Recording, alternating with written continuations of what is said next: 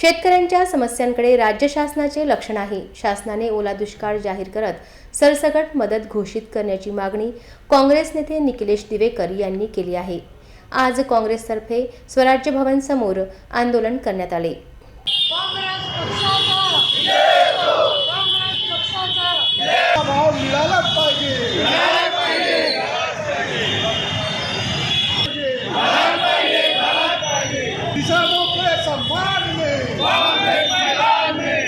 काँग्रेसतर्फे आज दिनांक 26 सप्टेंबर रोजी शेतकऱ्यांच्या विविध समस्यांसाठी स्थानिक स्वराज्य भवन समोर अकोला येथे निदर्शन आंदोलन करण्यात आले।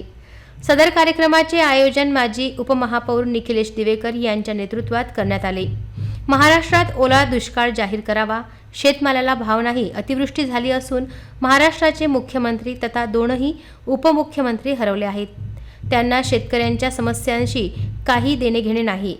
या आंदोलनात खालील पदाधिकारी हजर होते। यामध्ये माजी नगरसेवक मोहम्मद नौशाद, रवी शिंदे, पूजा काळे, कपिल रावदेव, सौरभ चौधरी, शंकर लोधी, राजेश मते, तपस्यू मानकीकर, गणेश कळसकर, चंद्रकांत बोरकर, मनीष मिश्रा, विजय जामनिक, जय वाठुरकर, शंकर लंगोटे, सरदार सर, रहमान बाबू, पंकज राठी, विनोद मराठे, सलीम इराणी, संदेश वानखेडे, सचिन तिडके, अजहर शेख, शेख हनीफ, मोहम्मद युसुफ, आक्रोश सायखेडे, इरफान कुरेशी, दत्ता आणले, मोहम्मद समीर, राहुल इंगोले, निलेश तोरणे, नौमान खान, जितू वानखेडे, गणेश टाले, असलम शहा, JK राजा, जागृती सरदार, पद्माकर भांडे, सय्यद साबिर आदींचा समावेश होता।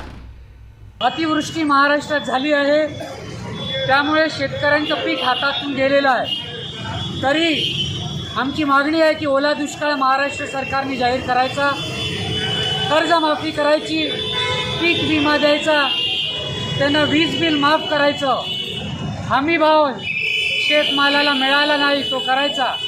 आज मुख्यमंत्री उपमुख्यमंत्री दोन्ही पण हे अदृश्य झालेले आहे, हरवलेले आहे। म्हणून काँग्रेस पक्षातर्फे आम्ही आवाहन करतो की ज्यांना कोणाला हे तिघं सापडतील त्यांना आम्ही सोयाबीन 10 किलो भेट देऊ।